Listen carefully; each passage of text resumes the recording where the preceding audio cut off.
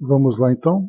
Nós vamos dar continuidade aqui no nosso estudo do livro Nos Bastidores da Obsessão, Manuel Filomeno de Miranda, psicografia do Divaldo. O tema de hoje é o capítulo 14, o Cristo Consolador.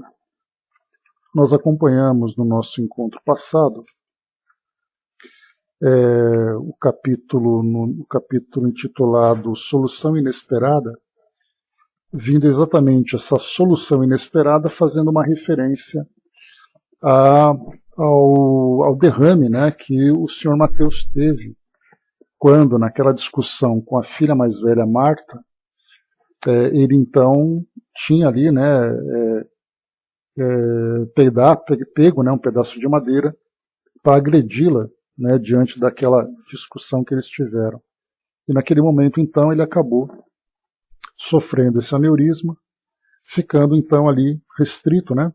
E como foi colocado para nós, principalmente ali nas discussões que foram apresentadas, né, Marta ainda conversando com o Sr. Petitinga, acabou defendendo ali, né, o trabalho que ela fazia, aquele trabalho espiritual que ela fazia, defendendo ali que os seus guias eram os mais poderosos, que era através da força que se impunha e tudo mais.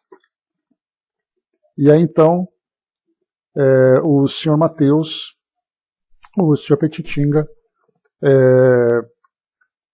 conversando com ela, procurou esclarecê-la, né, sobre a realidade daquele tipo de relação que ela estava estabelecendo com aqueles espíritos e com aquele tipo de trabalho também. Aqui no final, então, nós vimos aqui no último, conforme prescrevera o médico amigo da família, o estado do pai de Mariana era deplorável. A respiração entrecortada por esgares dolorosos, as marcas da paralisia de todo um lado do corpo, denotavam a gravidade do problema. Embora compungido, Petitinga tranquilo recolheu-se em oração, no que o acompanhamos silenciosamente. Transcorridos alguns minutos, retiramo-nos fiéis ao compromisso de evitar perturbar o enfermo. Já na rua, o admirável sensitivo esclareceu-nos que notara a presença de Saturnino e a do irmão Glaucus, que ali estavam, amparando o paciente e o assistindo, tendo registrado a intuição de que ele se recuperaria paulatinamente através do tempo. Aquele era um sublime recurso de que se utilizava a lei para ajudar o ancião temperamental na construção da própria felicidade eterna. Não havia como duvidar da divina providência.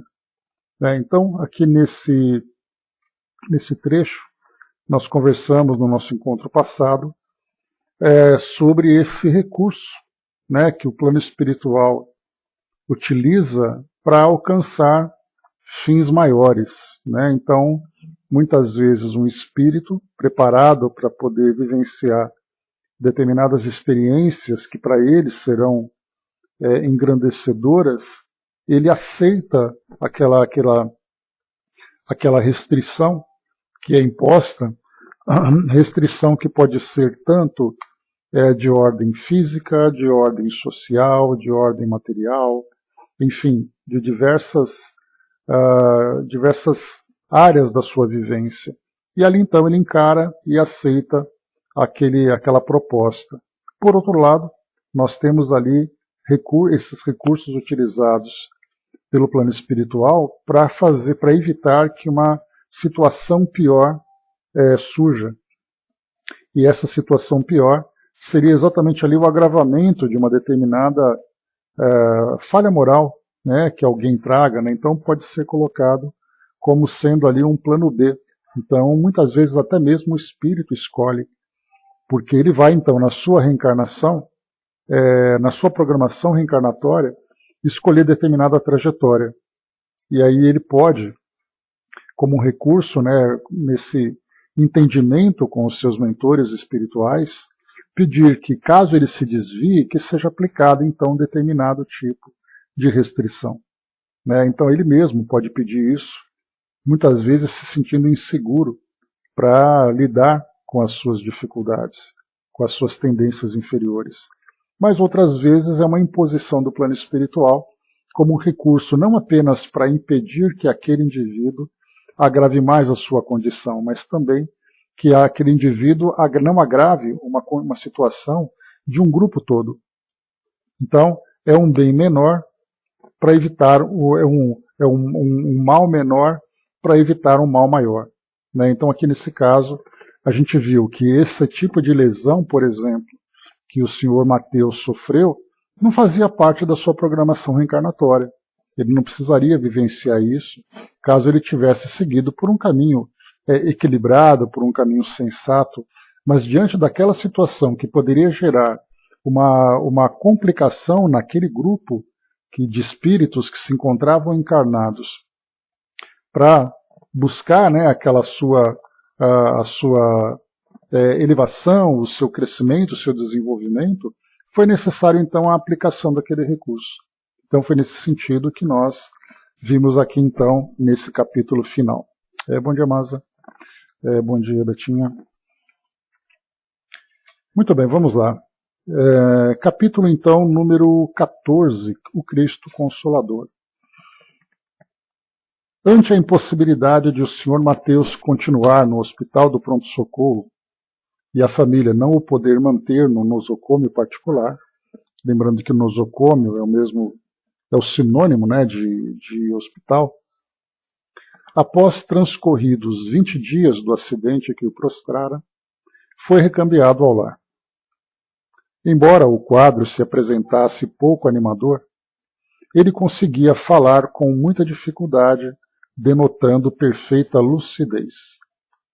Dona Rosa, fatigada pelas tarefas costumeiras, agora adicionaria ao labor normal o encargo de enfermagem difícil, junto ao companheiro prostrado pela embolia cerebral, que exigia imenso repouso, ambiente de calma e refazimento, assistência contínua e devotada. Simultaneamente, porém, o socorro divino não tardou.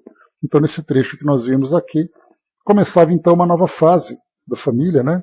É aquele que nós chamamos de aquele ponto de virada, né? Quando tudo começa a ser reescrito para que aquele grupo então alcance o equilíbrio tão desejado. Então, a família precisou se reconfigurar para poder cuidar agora do chefe da família que se encontrava nessa condição tão restrita, né, que o derrame proporcionou. O refazimento psíquico de Mariana fê-la reconsiderar as atitudes íntimas de animosidade mantida contra o genitor e à medida que o conhecimento espírita lhe penetrava a mente e o coração, renovava-se-lhe a paisagem interior. O contato com as lições sublimes do Cristo fazia-a modificar-se inteiramente. Aqui nós vamos só recapitular que a relação inicial entre Mariana, né, aquela jovem, e o pai, era uma relação que havia sido construída numa existência anterior, dentro daquele triângulo amoroso que nós acompanhamos, e esses dois espíritos então reencarnaram numa condição de profunda animosidade, em que o ódio foi construído entre eles. E essa relação se mantinha até pouco tempo dessa relação. Lembrando que nós estamos aqui acompanhando uma história que se desenrolou por 2 ou 3 anos, né, na década de 1930. Então ali existiu uma antipatia muito grande entre eles por causa dessas raízes do passado. E agora a gente começa a perceber que Mariana, depois de passar inicialmente por esse processo obsessivo, por aquele, né, o obsessor, que era aquele componente desse triângulo amoroso, então esse espírito foi retirado, ela começou a passar por essa transformação moral significativa e agora então ela começa, como foi colocado para nós aqui, a reconsiderar as atitudes íntimas de animosidade mantidas contra o genitor. Então essa mudança começou a surtir efeito na relação dela com o pai, principalmente na condição em que agora ele se encontrava. E diz aqui para nós: desde as primeiras horas da chegada do Sr. Mateus ao lar, tornou-se voluntariamente a companheira generosa, ajudando-o na higiene, mantendo os horários dos medicamentos, substituindo a mãe ao lado dele, enquanto esta cuidava do ministério do lar. Adalberto, por sua vez, só lembrando que Adalberto era o namorado de Mariana, ele que tinha sido, no início da nossa história, uma das peças manipuladas por aquele espírito obsessor, acabou depois, lembrando, né, que eles, no capítulo 2 que nós acompanhamos, ele se encontrava naquela praça esperando por ela, tramando, né, aquele plano de seduzi-la, de envolvê-la. Isso tudo manipulado por aquele espírito obsessor.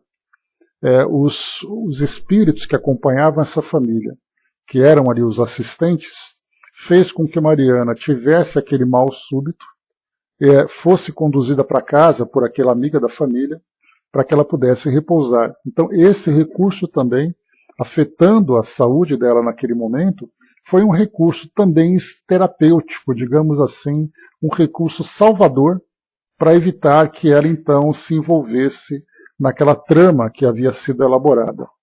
Adalberto, depois então, tendo uma compreensão do estado de saúde de Mariana, fazendo visitas ao lar, beleza? Fazendo visitas ao lar, né, da Dona Rosa, da família, acabou se envolvendo com a doutrina espírita e começou então a estudar, começou a se aprofundar e também passando por uma reforma moral significativa. E agora, então, a gente viu Mariana se aproximando do pai. Adalberto, aqui então o texto diz: Adalberto, por sua vez, que já frequentava a casa desde os dias mais difíceis da enfermidade da namorada, interessado cada vez mais pela doutrina dos espíritos, foi se transformando em filho do hemiplégico, que, ante o carinho perseverante dos que lhe cercavam o leito, começou a apresentar sinais comovedores de renovação espiritual. E aqui lembrando também nesse trecho que o senhor Mateus, que havia inicialmente sido vítima, né, daquela violência, naquelas discussões, né, na casa de jogos em que ele foi esfaqueado, depois ele tramava a vingança, como nós vimos ali, né, dito aqui por Manuel Filomeno de Miranda, que ele desejava então lavar a sua honra com sangue, e seria o sangue exatamente daquele que tinha sido o seu agressor. Então ele continuava alimentando ainda essa ideia, e se tornava, né, sendo, como colocamos no nosso encontro passado, naquela década, né, naquela época, década de 1930, em que havia ali um chefe do lar, que era o papel dele, enquanto a esposa, né, quanto ali as tarefas domésticas, né, sendo mãe e tudo mais, embora ela agora, na condição, se encontrasse como sustentadora do lar, já que ele se encontrava preso nos vícios, ele tinha se tornado ali, hoje, uma expressão muito utilizada, né, uma presença tóxica dentro de casa. Né, então essa era a condição dele. E aí naquele momento, daquela explosão que ele teve, né, contra a filha, e acabou depois sofrendo esse derrame, mostra para nós aqui então que ele começa a passar por essa renovação espiritual, mostrando especialmente que o recurso utilizado pelos espíritos começava a fazer efeito. Primeiro, limitando-o naquela violência que ele desejava praticar. E agora, colocando nessa condição de repouso, para que ele começasse então a refletir sobre aquilo que ele vivenciava. E a presença dos amigos, naturalmente, que essa limitação dele não faria com que essa transformação acontecesse sem nenhum esforço.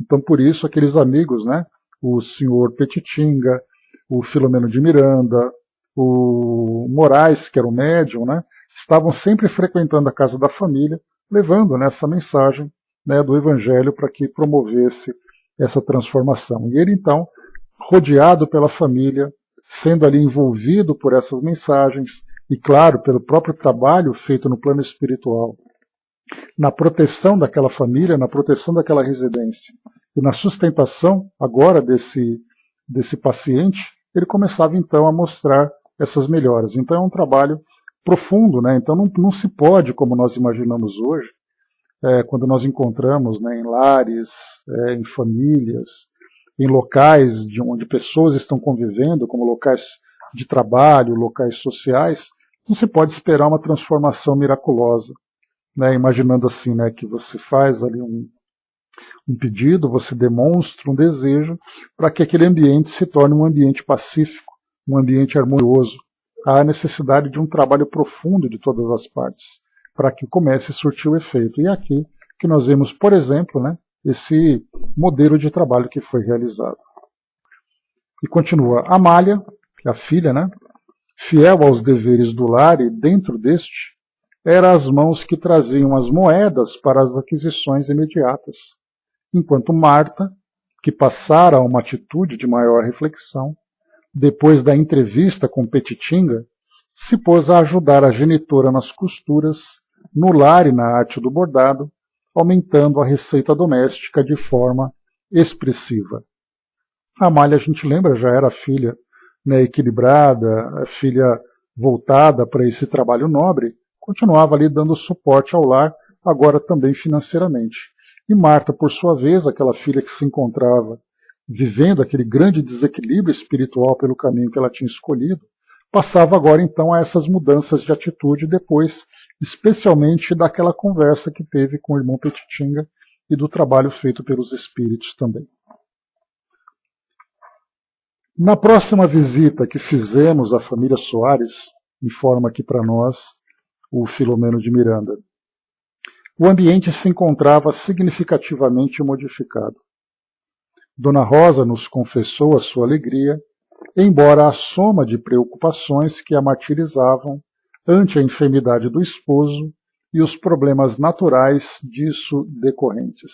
Então, problemas financeiros, né? A gente pode imaginar isso num contexto real aqui da nossa vida atual, né? Então, imagina aquele que é o chefe da família, que embora ele tivesse ali, né, os seus desequilíbrios dentro do vício do jogo, ele continuava sendo ali aquele que era um dos mantenedores, embora a Dona Rosa tivesse um papel de protagonista agora depois dessa situação que ela está vivenciando.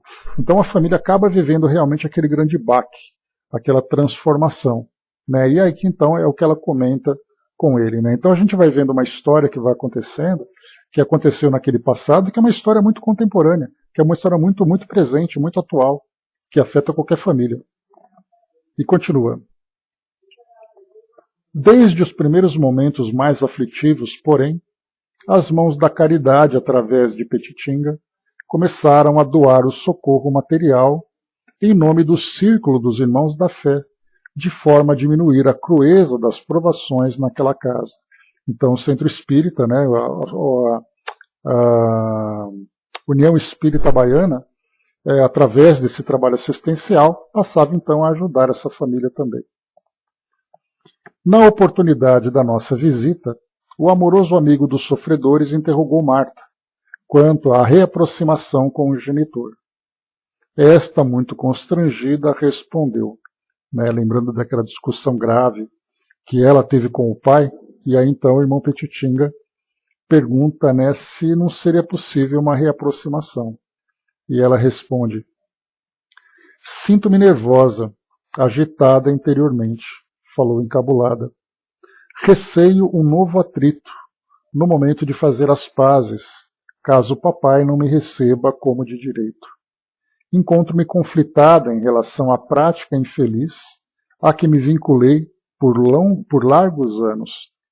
Tudo me parece agora um despertar de cruel pesadelo, no qual eu jornadeasse, atada a cordas grossas que me conduziam, inexoravelmente cega, trôpega, de mente assolada por alucinações indescritíveis. Então, nesse trecho aqui, a gente vai ter um adendo doutrinário, né, no comentário feito por Manuel Filomeno de Miranda, a parte do relato que a gente vem acompanhando, bom dia, embaixador, do relato que a gente vem acompanhando, esclarecendo exatamente esse caminho, né? Ela que era envolvida na Quimbanda, né, que é uma religião de origens africanas, mas que traz ali um objetivo bastante materialista, né, através da relação com os espíritos. E ela coloca exatamente isso, né? O tempo que ela vivenciou, os anos de prática, e ela coloca exatamente assim: um despertar de cruel pesadelo, agora que ela se encontra mais esclarecida sobre a sua condição espiritual, no qual eu me jornadeasse atada a cordas grossas que me conduziam tropegadamente assolada por alucinações indescritíveis. E aí nós vamos entrar agora nessa parte, ou nesse a parte feito por Manuel Filomeno de Miranda, tratando exatamente das questões das obsessões, né, que acontecem com os médiums. Então vamos assim. Depois nós voltamos aqui para a história. É um trecho até extenso aqui que ele coloca, mas vamos lá. O desconhecimento do espiritismo por parte de alguns adeptos na atualidade, que lhe não penetram as lições preciosas, ou que se ligaram às lides espiritistas para atendimento de interesses imediatos, materiais, confirmando desse modo a ausência do estudo e da meditação das bases da doutrina, vem gerando inomináveis confusões.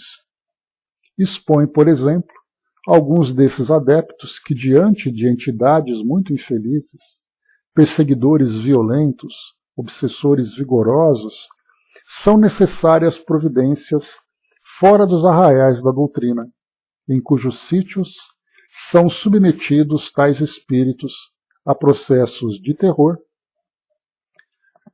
de força e a práticas estranhas que os atemorizam e por meio de processos e por meio dos quais os prendem longe de suas vítimas.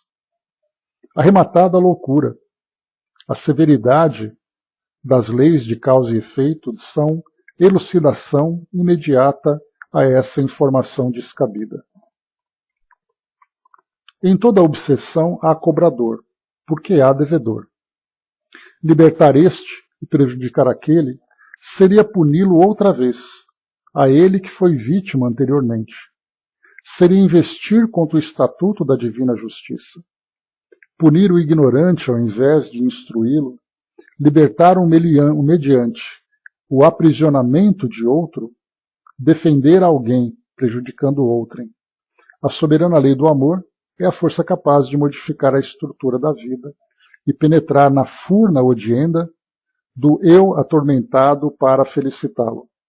Em qualquer obsessão, portanto, em que o amor e o esclarecimento não realizem os seus mistérios, as medidas humanas da temeridade e da violência somente poderão agravar o mal, adiando-o para a ocasião em que as reservas do paciente sejam menores e, pois, consequentemente, menos favoráveis à cura, à libertação.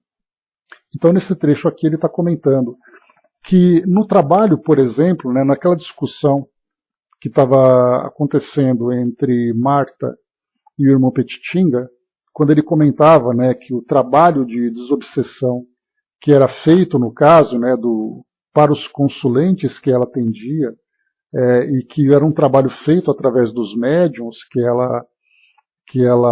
dos guias, né, que ela tanto exaltava, era aquele método da violência, é arrancar aquele espírito do lado daquele que é o obsediado. E o que é colocado para nós aqui mostra exatamente a falta de compreensão, porque se há um obsessor, é porque há o débito. Então, na verdade, não adianta punir novamente o obsessor, arrancando-o de uma forma violenta, né, da proximidade com aquele que é o indivíduo obsediado, mas é necessário o esclarecimento daquele que é o obsediado e também o esclarecimento daquele que é o obsessor. Exatamente porque não adianta simplesmente separar os dois sem que a questão principal que os aproximou fosse resolvida. Então é essa a ideia que coloca para nós. A soberana lei de amor é a força capaz de modificar a estrutura da vida e penetrar na furna ondienta do eu atormentado para felicitá-lo. E aí então ele complementa como a gente leu agora há pouco. Em qualquer obsessão, portanto, em que o amor e o esclarecimento não realizem os seus mistérios, as medidas humanas da temeridade e da violência somente poderão agravar o mal, adiando-o para a ocasião em que as reservas do paciente sejam menores e, pois, consequentemente, menos favoráveis à cura e à libertação. E ele continua aqui também trazendo nessa parte doutrinária. O preclaro codificador Allan Kardec elucida que se chama obsessão a ação persistente de um espírito mau, que o espírito mau exerce sobre um indivíduo. Então essa citação a gente lembra, né, foi trazida ali para nós nas obras de Kardec, aqui no caso, no Livro dos Médiuns, né? E adverte, aqui é o livro, deixa eu ver, o Livro dos Médiuns, ou aqui o livro A Gênese, né? Exatamente. E adverte, assim como as enfermidades resultam das imperfeições físicas que tornam o corpo acessível às perniciosas influências exteriores, a obsessão decorre sempre de uma imperfeição moral, que dá ascendência a um espírito mau. A uma causa física, opõe-se uma força física. A uma causa moral, preciso é se contrapõe a uma força moral. Citação aqui do livro A Gênese, né? Considera, todavia, veemente. Nos casos de obsessão grave, o obsediado fica como que envolto e impregnado de um fluido pernicioso que neutraliza a ação dos fluidos salutares e o repele. É daquele fluido que importa desembaraçá-lo. Ora, um fluido mau não pode ser eliminado por outro igualmente mau. Por meio de ação idêntica à do médium curador, nos casos de enfermidade, preciso se faz expelir um fluido mau com o auxílio de um fluido melhor. Então aqui o trabalho magnético, né, o trabalho do passe que é feito, e nesse caso aqui não basta apenas o passe, né, sendo ali, no caso, né, inicialmente, o passe entendido como o trabalho feito pelo magnetismo, né, o magnetismo animal. É necessário, juntamente com esse poder do magnetismo, juntar também ali uma proposta moral. Porque, do contrário, uma força magnética não é capaz de modificar a qualidade daquele fluido que se impregna, né, naquele que é a vítima da obsessão. E ele termina aqui para nós. Nem sempre, porém, basta esta ação mecânica. Cumpre, sobretudo, atuar sobre o ser inteligente, ao qual é preciso se possua o direito de falar com autoridade, que, entretanto, falece a quem não tenha superioridade moral. Quanto maior esta for, tanto maior também será aquela.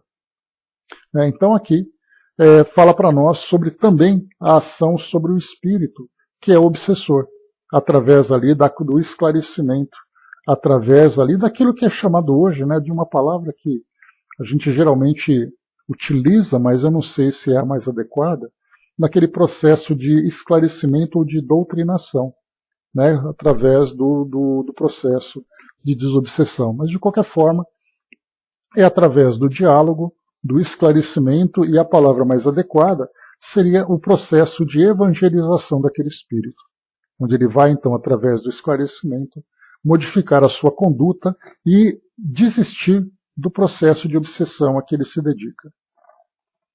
E, finalmente, e por fim, observa: em todos os casos de obsessão, a prece é o mais poderoso meio de que se dispõe para demover de seus propósitos maléficos o obsessor. Tais são as anotações constantes de A Gênese, de Allan Kardec, capítulo 14, Obsessões e Possessões, 14ª edição da FEB, dos quais extraímos esses tópicos que merecem, como os demais do oportuno estudo, acuradas meditações. E ele segue mais uma vez aqui com os esclarecimentos. Outros militantes apressados também informam que para um bom processo de desenvolvimento ou educação mediúnica, se faz concorde a aplicação de determinadas e esquisitas práticas, a fim de que a faculdade irrompa de uma vez, com resultados benéficos, como se a mediunidade fosse algo elástico, que atendesse a travão da força, dilatando-se de imediato. Aqui ele faz uma referência a uma expressão que é muito utilizada, mas de uma forma equivocada e também compreendida, que é o desenvolvimento da mediunidade. Então, através da força, fazendo com que o indivíduo que não tenha ou tenha ainda uma mediunidade ainda num estado latente, irrompa de uma vez, ou seja, aflore de uma vez, de uma hora para outra. E, na verdade, essa ideia do desenvolvimento não é criar aquilo que não existe, mas é, na verdade, fazer com que ela flore naturalmente, fazendo com que, ao mesmo tempo em que a mediunidade comece a mostrar a sua potência, o médium, por sua vez, se evangelize para utilizar esse recurso de um modo mais apropriado. Então, aqui, a diferença entre os dois, a ideia de você desenvolver, criando forçosamente uma condição para o médium, e você fazer o desenvolvimento adequado através do esclarecimento e através do exercício contínuo que vai fazendo com que a mediunidade vá se aperfeiçoando. Como qualquer outra faculdade psicológica ou função fisiológica, a mediunidade requer cuidados especiais, atendimento a requisitos próprios e condições específicas que lhe facultem a educação e o desdobramento de recursos para atender às finalidades a que se destina. Nesse sentido, o Livro dos Médiuns, de Allan Kardec, é ainda o melhor roteiro para médiuns e pessoas que desejam conhecer as faculdades medianímicas do homem, como conduzi-las e com ela operar os perigos da má prática mediúnica, etc. Aqui, mais uma vez, ele está fazendo uma referência à forma como Marta, a nossa personagem, vivenciava a sua mediunidade, através dos interesses materiais, através dos vínculos com espíritos ainda bastante ignorantes no plano espiritual, e ela então buscava esses benefícios para os seus clientes e também para si próprias. E nesse caso aqui, há a necessidade de um estudo contínuo e de um entendimento dessa relação que existe entre mundo físico e mundo espiritual. Ele segue aqui para finalizar agora. O que ocorre normalmente nesses chamados desenvolvimentos instantâneos, em grupos mecânicos, pertence aos capítulos da sugestão, do animismo, dos condicionamentos psicológicos e até mesmo aos estados de nevrose. Então aqui ele faz uma referência a essa insistência que muitas pessoas têm de querer alcançar o desenvolvimento mediúnico através de práticas estranhas, através de uma forçando a natureza daquele que é o candidato a médium, a princípio médium no sentido de um trabalhador dentro da mediunidade.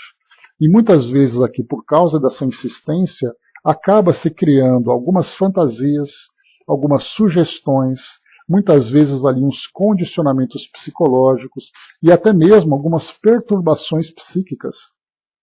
Porque é colocado, por exemplo, imaginando um determinado cenário, que nós inclusive estudamos lá no Livro dos Médiuns. Alguém que deseja ter a mediunidade aflorada para que possa colocá-la em prática. E aí então ele fica fazendo exercícios contínuos, práticas ritualísticas, e a pessoa começa a inconscientemente criar um estado psíquico ou um estado patológico que é semelhante à mediunidade, e não necessariamente uma relação saudável com o mundo espiritual. Então ele começa a ter percepções, ele começa a criar ideias pelo fato dele ter se forçado àquela condição. Até mesmo um estado anímico, em que o espírito, ele próprio, fala sobre uma condição diferente da realidade que está vivendo. Então se torna, até mesmo nesses casos, um estado patológico. Por isso que muitas vezes nós vemos ali a psiquiatria hoje, dentro da nossa medicina, estudando a mediunidade, para saber se é um estado de desdobramento da personalidade do médium, se é ali um estado de alucinação que ele está vivendo, ou qualquer outro tipo de psicopatologia. Exatamente porque é uma realidade que nós encontramos. Mas pelo fato de nós encontrarmos uma realidade assim, não significa que a mediunidade legítima esteja realmente presente aqui entre nós. né? Nós tivemos, inclusive, a oportunidade de conversar com um pesquisador bastante conhecido no meio espírita, né? O doutor Alexander Moreira Almeida, que ele é psiquiatra e também estuda mediunidade há muito tempo, e a tese do seu doutorado foi exatamente estudar o estado psíquico dos médiums, para avaliar se o médium traz algum tipo de distúrbio que justifique aquele tipo de manifestação. E foi então constatado na sua pesquisa que todos os médiums avaliados são absolutamente saudáveis, absolutamente ali equilibrados, e a mediunidade vem realmente ali como algo legítimo dentro da crença que esses médiums abraçam, nesse caso a mediunidade dentro do meio espírita. Então, esse é um dos cuidados que Kardec chama a atenção, procurar forçar a natureza dos indivíduos, criando uma mediunidade fantasiosa e não realmente desenvolver aquela faculdade existente, né, nesses indivíduos. E ele finaliza assim para nós: resguardem-se no cuidadoso estudo e na carinhosa observação vigilante a que desejam reais e proveitosos resultados da mediunidade e da sua prática, sem precipitação, sem exigências, melhorando-se moral e espiritualmente os médiuns e os experimentadores honestos, a fim de se credenciarem à assistência dos bons espíritos. Então, aqui no momento em que existe um trabalho sério, um trabalho honesto para alcançar o desenvolvimento legítimo dessa mediunidade, nós vamos observar então ali a presença dos próprios espíritos, que vão ali sempre dando assistência para que esse trabalho realmente alcance o seu objetivo, que é a comunicação, para a partir daí então termos ali, né, os ensinamentos dos espíritos vindo através desses tarefeiros. Porque do contrário, se vem essa proposta apenas para satisfazer o orgulho, para satisfazer a vaidade, aí nós teremos ali uma série de espíritos próximos para dar essa, entre aspas, assistência, mas que na verdade vai culminar num processo obsessivo dessa influência nociva que pode se exercer sobre o médium. Então aqui esse trecho foi esse parêntese que foi aberto, trazendo para nós aqui essa passagem do livro A Gênese. Então aqui continua a nossa história, né? Foi aberto esse parênteses exatamente para falar sobre esses riscos, principalmente a que Marta acabou vivenciando. Então ele diz assim: a ex-quimbandista começou a chorar. O corpo foi tomado por contrações constrangedoras, e mesmo refreando a aflição, sentia-se-lhe a dor selvagem que a despedaçava interiormente. Petitinga envolveu em ondas de carinho e ternura, acercando-se dela e buscando acalmá-la com palavras de esperança. Marta, minha filha, o Evangelho, afirmou convicto, é a porta de luz para os que gemem na escuridão. Caminho redentor que se abre em oportunidades múltiplas para todos nós, os trânsfugas dos deveres sublimes, oferecendo-nos recomeço em qualquer situação e em todo o tempo. Para quem realmente deseja elevação, não há tempo perdido, nem oportunidade malbaratada, que não traga preciosos ensinos que podemos aproveitar de futuro. Reanime-se, minha filha. O momento de renovação ocorre como instante de dor. O ar que penetra no pulmão do recém-nascido, ensejando-lhe a vida extrauterina, provoca-lhe também a sensação de dor. Assim também o ar balsâmico do Cristo, em lhe penetrando a alma, rompe a couraça de sombra que a envolvia, e a claridade rutilante da vida nova lhe produz compreensivelmente angústia passageira e passageira apreensão. Então é bacana que a comparação que ele faz sobre, né, o recém-nascido, quando dá aquela primeira inspiração do ar, no momento em que ele sai do útero, para ele também é doloroso. Olha que interessante, a gente nem se dava conta disso, né? O bebê, quando dá ali o primeiro choro, quando dá a primeira respirada, ele está fazendo com que o pulmão funcione pela primeira vez. E aí a gente nunca se questiona, será que isso para o bebê é doloroso? Certamente deve ser, né? Porque ele sai de um estado ali em que os pulmões ficam ali contraídos, né? Esperando o momento, e naquele momento que expande, vem ali aquela dor que ele sente, né? E ele faz esse paralelo mostrando moralmente também, naquele primeiro contato, né, com os ensinamentos, né, do Evangelho, os ensinamentos de Jesus, para aqueles que seguiram naquele caminho do equívoco, também é doloroso. Basta a gente lembrar, por exemplo, o Teofrastos, né, o irmão Teofrastos, que é aquele antigo mago, né, o poderoso chefe dos obsessores. Agora que ele começa a ter esse esclarecimento do Evangelho, os dramas de consciência começam também a atormentá-lo. E aí então vem a dor moral, porque ele faz uma comparação entre aquilo que ele vivia, sem qualquer compromisso e qualquer responsabilidade, vivendo agora dentro do Evangelho, em que a consciência começa então a fazer ali a sua cobrança, e para ele é muito doloroso. É o caso que acontece aqui com Marta. E ela diz aqui ainda: tenho medo, conseguiu extravasar. Receio o revide daqueles com os quais me demorava comprometida. Eles são terríveis. Há muito tempo desejava fugir-lhes ao cerco implacável, mas não tinha forças. Não sabia como fazer. Tenho-lhes sido escravo obediente. Vejo-os dizendo-se meus amigos, porém cruéis para com muitos. Por Deus, eu os o temo. Não sei se suportarei manter essa decisão, e se conseguirei a liberdade. Como anseio por ser livre para tentar vida nova, novas aspirações que acalento, e não tenho podido fruir. Deus é nosso Pai, referiu-se Petitinga, de face ruborizada, iluminada por transcendente fulguração. Disse Jesus: assim, Ele é o Pai de todos. Examine essa confortadora informação. Nosso Pai. Ele cuida, portanto, dos filhos mais fracos, que lhe entregam a vida, como dos mais rebeldes que tramam dificultar a vida dos seus irmãos. Diga como Jesus em agonia e tranquilize-se. Pai, nas tuas mãos entrego o meu espírito, e deixe-se arrastar pelas correntes invisíveis e poderosas do seu amor. Depois de uma pausa muito expressiva, concluiu: inicie desde hoje a fase nova, aproximando-se do seu Pai, rogando-lhe perdão.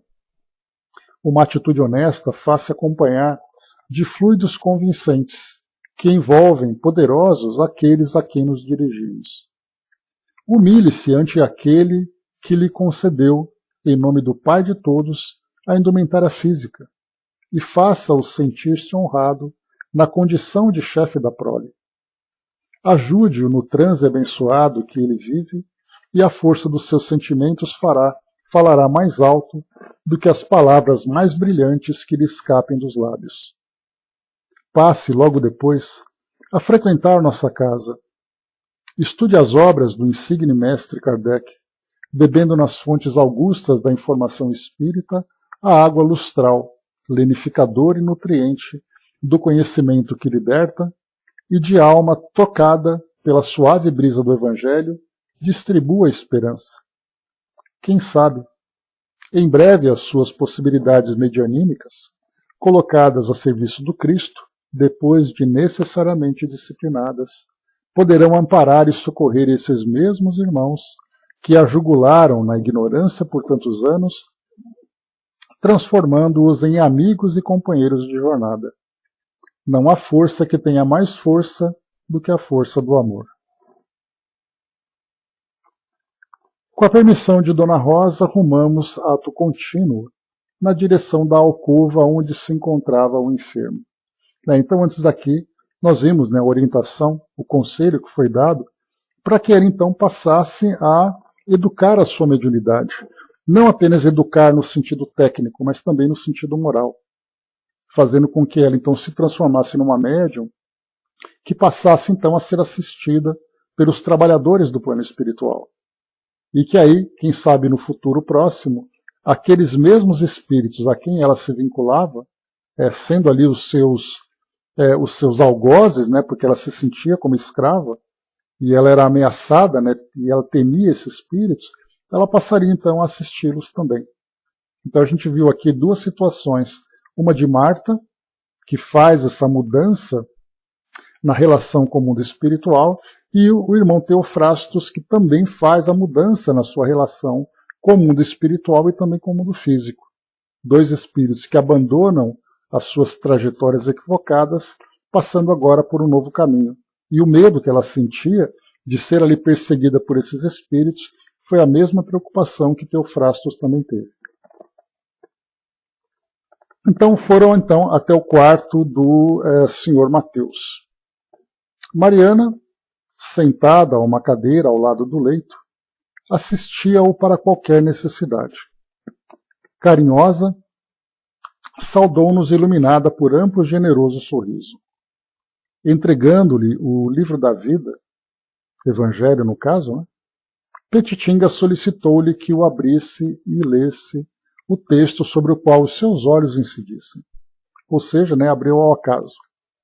A menina cerrou as pálpebras e abriu o exemplar de O Evangelho segundo o Espiritismo, que tinha nas mãos, e leu do capítulo 6, o Cristo Consolador, o item número 7, o seguinte trecho.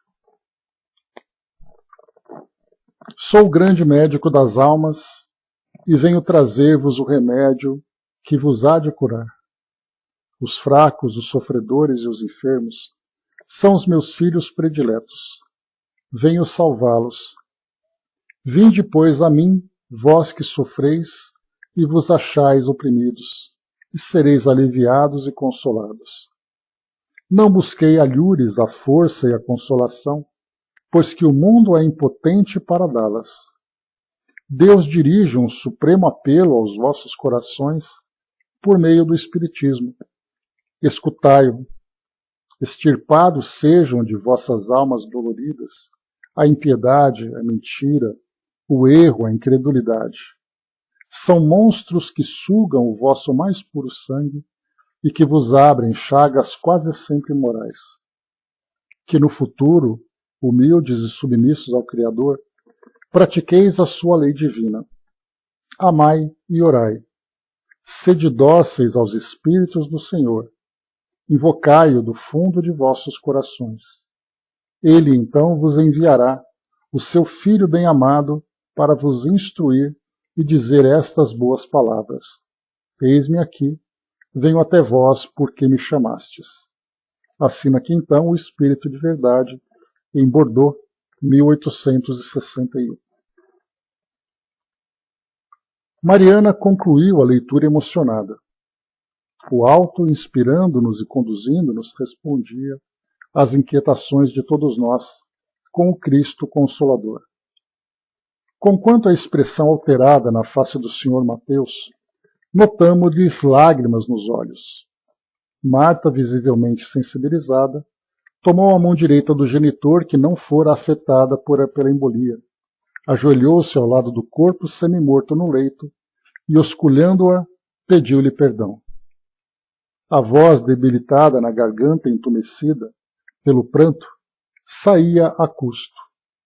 Pensávamos em Jesus naquele momento supremo de redenção, rogando-lhe forças e socorros para nós todos, especialmente para o pai sofredor que nunca supusera experimentar tão significativo atestado de amor filial. O Sr. Mateus, com muito esforço, tornou-se digno do gesto da filha. Cingiu nos seus os dedos de Marta, abençoando-a em silêncio e emotividade com o esquecimento do mal e a esperança do bem. Era aquela uma cena evangélica evocativa em todo o seu impacto dos primeiros dias da Boa Nova nascente. Inspirado por Saturnino, Petitinga ergueu a voz e, numa eloquente oração, traduziu os sentimentos de todos ao Cristo de Deus, o excelso benfeitor e guia da humanidade. Com a alma túmida de emoções, retiramo-nos da alcova para poupar o paciente de novos choques emocionais e retornamos à sala de refeições.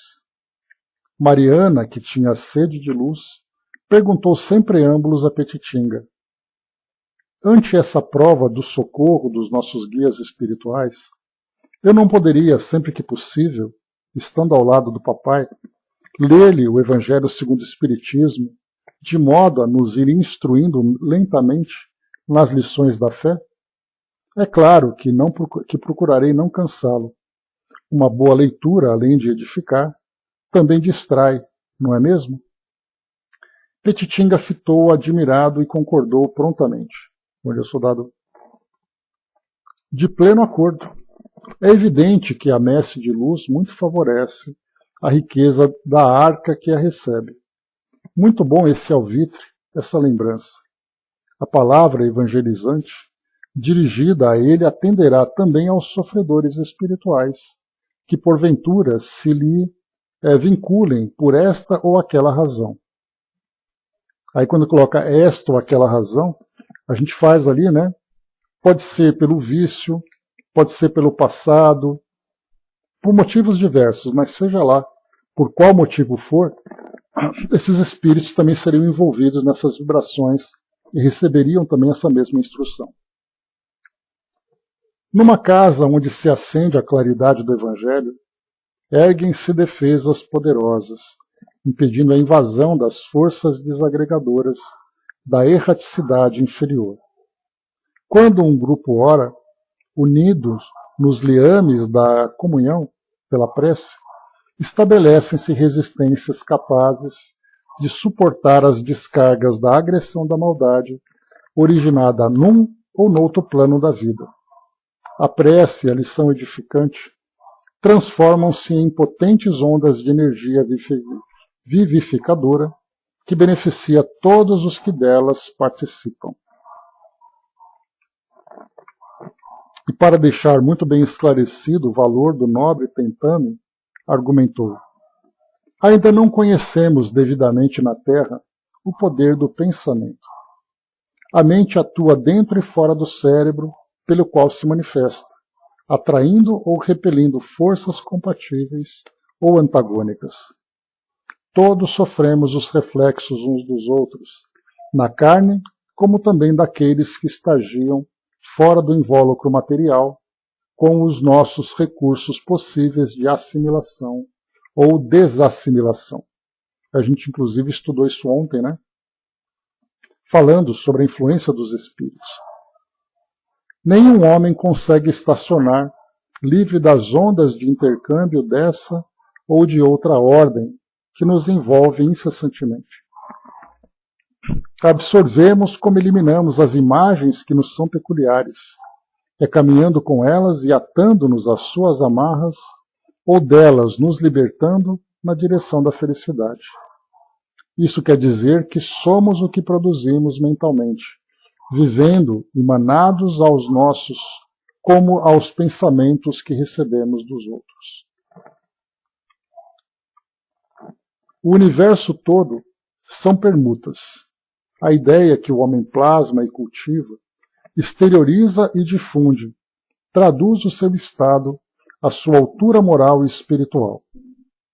Ora, sintonizados com a ideia da vida excelsa, plasmaremos imagens superiores e viveremos emanações vitalizantes que nos esboçarão os pródromos da paz interior e que por fim nos dominará. Marta, animada pela excelente explicação, indagou: e no meu caso, meu amigo? Como o senhor não ignora, há mais de 10 anos me encontro anestesiada pelo ópio das forças brutalizantes do mundo espiritual inferior. No círculo de ação em que tenho labutado, agimos com as forças da natureza, entre aspas, e ao recebermos o aliciamento de muitas entidades, assumimos também compromissos para com elas. Poderei desfazer tudo isso, pura e simplesmente, sem sofrer danos e sem as desequilibrar? Aqui é uma pergunta bastante valiosa, né? Porque ao romper esse vínculo que ela tinha com essas entidades, a pergunta seria qual o preço que ela teria que pagar. A gente faz ali, né, um paralelo, né, com o livro Aconteceu na Casa Espírita, onde nós tínhamos ali espíritos que estavam se dedicando em atacar aquela instituição através dos próprios médiuns, dos próprios trabalhadores. Né? E ali, então, quando um espírito era convencido a se desligar daquelas falanges e se dedicarem, né, a esse trabalho de transformação, gerava ali uma grande revolta, né, como nós vimos também na própria história do espírito Teofrastos. Né? Então aqui a pergunta é, posso simplesmente me desligar? Né? Veremos aqui a orientação. O soldado colocou, né, o preço certamente será menor do que se continuasse num caminho errado, né? Com certeza. Todo compromisso que assumimos espontaneamente merece consideração. No entanto, só um compromisso nos parece verdadeiro, irreversível, o que temos para nós próprios, para com a nossa evolução. Esse é intransferível e derrogável. Aqui eu vou me lembrar, tem um trecho que eu já comentei com vocês uma outra oportunidade, um filme chamado Cruzada. Conta a história, né, de Saladin, que era um líder muçulmano na época, atacando Jerusalém, enquanto que os cristãos defendiam a Terra Santa. Né? Então era ali um palco, né, de grandes ataques, de grandes desavenças, por causa do interesse em querer ter o poder sobre aquele local, que para eles tinha uma importância espiritual muito grande. E tem uma passagem do filme que é bem interessante.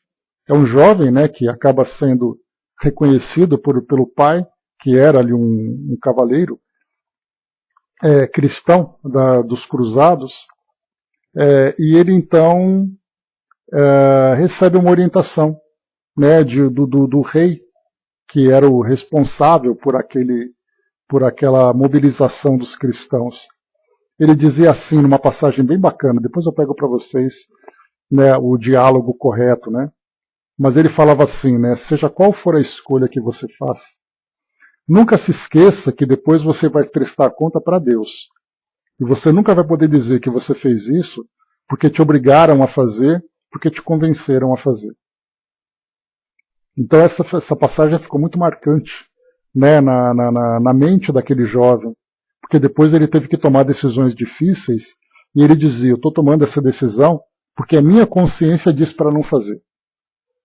E aqui é muito parecido com esse trecho que nós estamos lendo, né? Quando ele diz assim, o que temos para nós próprios, para a nossa evolução. Esse é um compromisso que é irreversível. É aquilo que você decide para você. E você nunca vai poder dizer, a gente vê muito isso hoje, né?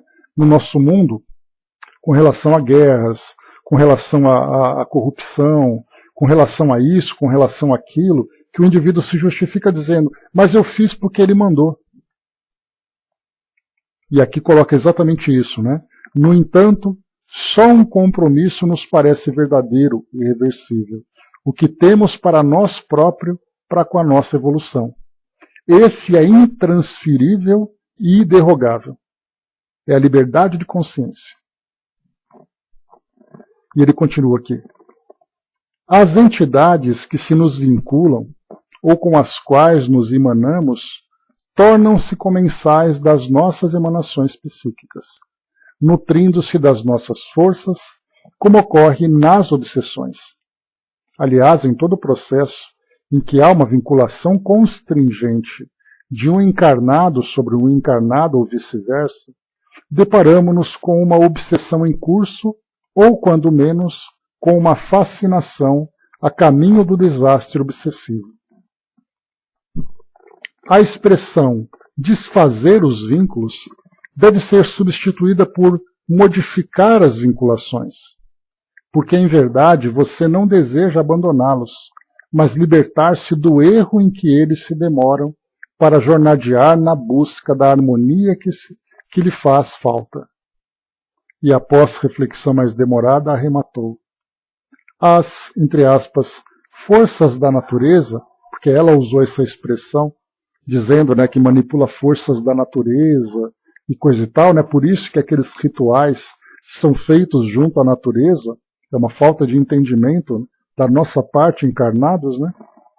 As forças da natureza são os espíritos, que podem ser definidos, segundo Allan Kardec, como os seres inteligentes da criação. Povoam o universo além do mundo material. Citação de Kardec. E ele continua. Ora, assim sendo, estagiam em diversos graus de evolução, desde os mais primitivos até aqueles mais elevados. Naturalmente que uma organização fisiopsíquica aclimatada às emanações fluídicas mais grosseiras se ressentirá em se afastando do conúbio habitual de que se nutria. Jesus, porém, é o pão da vida e resolverá o problema. Não há por que recear. Ele a nutrirá com superior alimento. Acreditamos também que, tomada a resolução de avançar noutra direção, não há como nem por que olhar para trás, demorando-se em receios, mantendo a sintonia com intuições deprimentes e superstições vulgares, que não merecem consideração, senão quando se deseja esclarecê-las. Sem dúvida, muitas vezes você experimentará dificuldades. Confie, porém, e avance. Deixa eu só ver aqui quanto que falta. Acabando já. Face ao exposto, afirmou Marta, convicta, sem titubeios, pretendo ainda hoje libertar-me de talismãs e amuletos, objetos e indumentárias, cerrando em definitivo as portas do meu antigo consultório e abrindo a alma à luz do Senhor. E porque ainda estivesse compreensivelmente aclimatada aos hábitos dos cultos externos, extravagantes, ajoelhou-se e, em tom patético, rogou a proteção dos céus. Ela fez ali um ritual, uma prática ali rápida, como era acostumada a fazer, como se aquilo mudasse, desse mais poder para a sua intenção. Muito gentil, Petitinga ergueu-a e falou com bom humor. O servo fiel e vigilante está sempre de pé, esperando o serviço que lhe destina o Senhor. Todos sorrimos com a feliz interferência. Então, ao ela se ajoelhar para fazer ali a sua promessa, digamos assim, esse ajoelhar era exatamente ali uma prática. Imaginar, por exemplo, que você de joelhos, você demonstraria mais humildade do que você fazendo o mesmo pedido com as mesmas intenções estando de pé. E é o que ele coloca aqui agora, O servo fiel e vigilante está sempre de pé, esperando o serviço que lhe destina o Senhor. Dona Rosa, que estava exultante, abraçou a filha demoradamente. Paulatinamente a paz vencia no lar da família Soares. O panorama, conquanto conservasse ainda algumas leves sombras, se apresentava ao viçareiro. O hoje respondia já às aflições do passado e o amanhã se desenhava benéfico, respondendo às inquietações de agora. Esse, sem dúvida, é o ministério do Espiritismo, trazer de volta Jesus Cristo aos corações sofridos da terra, repetir as experiências memoráveis de quando Ele esteve entre nós, consolar os infelizes do além-túmulo, libertando-os da suprema ignorância das realidades espirituais. Desatar os laços constritores que ligam desencarnados em perturbação a encarnados que se perturbam. Cuidar dos obsessos e iluminar a consciência de obsediados e obsessores. Semear o amor em todas as modalidades, através das mãos da caridade, em todas as dimensões, por ser o Espiritismo o Consolador prometido por Jesus. Então aqui, capítulo 14, tivemos aqui então, e faltam para nós agora, enfermidade renovadora, vou confirmar aqui, enfermidade salvadora, e depois o último capítulo, compromissos redentores.